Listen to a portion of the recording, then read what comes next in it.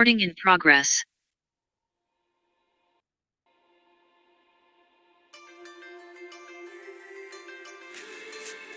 Indonesia is a land of richness and vastness which blessed with diverse flora and fauna. From Sabang to Merauke, nature's treasures are spread across the country. Its fertile soil yields a remarkable variety of vegetables and fruits, offering immense health benefits to its people. As per the Ministry of Agriculture, the consumption of fruits in Indonesia has been on the rise, driven by population growth and evolving dietary patterns. Consequently, farmers face the challenge of producing more fruits to meet the demands of markets, mini-markets, and supermarkets. But unfortunately, there have been instances where small fruits are still being sold, compromising the integrity of the supply chain, such as cases like in Pekanbaru, Purwakarta, and Bekasi, highlight the problems faced by sellers and also buyers. This situation not only affects sellers and buyers, but also contradicts the government's emphasis on food quality and safety. The Ministry of Health has consistently emphasized the importance of maintaining high standards in the food industry. The inadequate focus on the fruit freshness poses risks and challenges for all involved parties. Sellers may face damage to their reputation, buyers are at risk of purchasing inferior products, and it undermines the government's efforts to ensure food quality and safety standards. According to unlockfood.ca, damaged or stale fruits can harbor harmful microorganisms that are difficult to remove. This increases the risk of foodborne illnesses or food poisoning. This highlights the need for an efficient time-saving tool that can accurately determine the freshness of fruits, ensuring their safety for consumption. So we aim to develop a fruit freshness detector system that can accurately classify fruit as fresh or spoiled based on their appearance.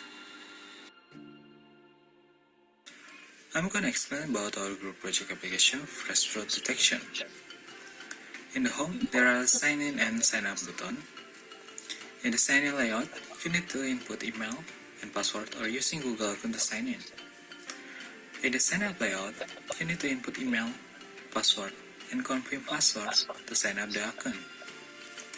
Example, rama@gmail.com with the password rama1234 and confirm password samrama1234. After that, you can sign in with account that you already registered. In the upper right corner, there is a kebab menu for logout. In the middle bottom, there is button for prediction. The first text box is for your choice to name your prediction, and the second text box is your account name. After that, you can put the image by clicking on the image icon and choosing your fruit image. And clicking the prediction button, and then your prediction will appear in the empty menu before. The model that works to predict fruit works in simple way. User can upload fruit photo. After that photo are converted to the bits of array, and the model will predict whether they are fresh or not fresh. It is simple. But to able to reach this stage, the model has been made more than 4 times, which we can see below. That the results are very good. In the early version of the model, the accuracy profile was always high. But the test data was carried out still did not represent the real scenario that was encountered. As a simple example, we can imagine that ordinary cell phone camera photo are definitely different from the DSLR camera photo. In the early version, the test data was still dominated by DSLR camera photo. Therefore, the model from V1 to the V4 have experienced high improvement. We also test the model with searching fruit by ourselves, and we are satisfied with it. Stop. Please note, we have evaluated the model many times and tested it with test data that is close to the real world scenario. Therefore, the model development has been very well done and always recorded in Google spreadsheet. Of course, there are various types of experiments that have been carried out. And each experiment is always recorded in spreadsheet, which we discuss every time in our ML team or capstone team. Thank you. Alright, let's talk about the cloud architecture in this team. As you can see, users interact with the app through their phone. For the application, we're using Kotlin as a framework to build an app. and the application require internet connectivity to activate the feature we give. Now, let's see what cloud architecture we have. The first one, we have Firebase. We choose Firebase because Firebase provides a lot of service with free tier in certain quotas, and it's good, really good, for the small developer like us. And the service we leverage in the Firebase are Firebase Authentication and Firebase Storage.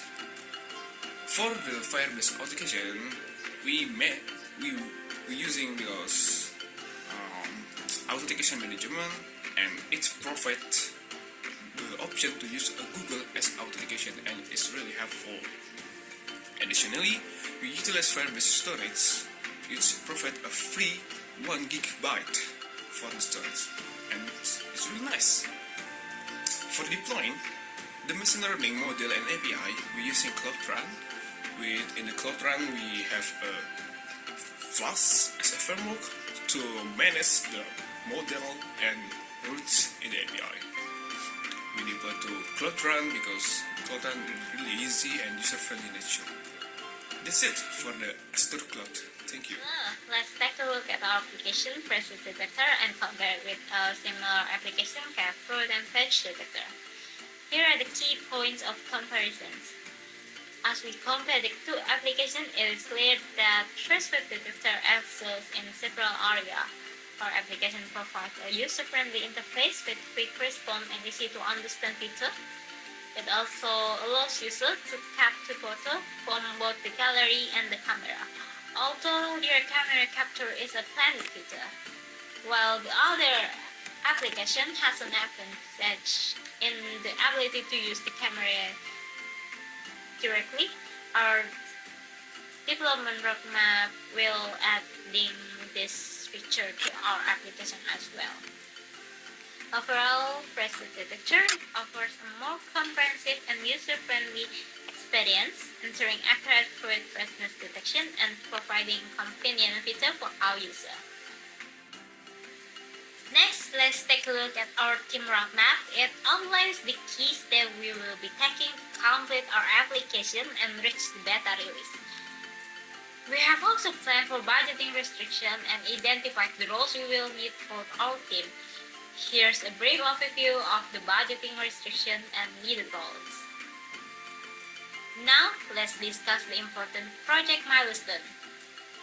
In July, we will be releasing the alpha version of our application. From July to October, our focus will be on continuous improvement. Finally, in December, we will launch the beta version of our application. Now, let's move on to our budgeting session. We have categorized our expenses into several areas. First, our recurring expenses will be allocated toward cloud service and salaries. For one-time expenses, we will allocate funds for necessary devices such as laptops and computers. Our future development expenses will cover research and training costs to ensure continuous improvement of our app. Moving on, we have sustainability expenses. Here we estimate our source of income and priorities efficiency. Now, let's see our expectation based on two budget scenarios, 5,000 and 2,000 USD. We will present the estimate runway, headcount, and asset for the Presence Detector app.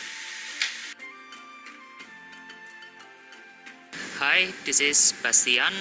I'm going to test the fresh detection application from this team, and I will try to use the image that I already download from the Google.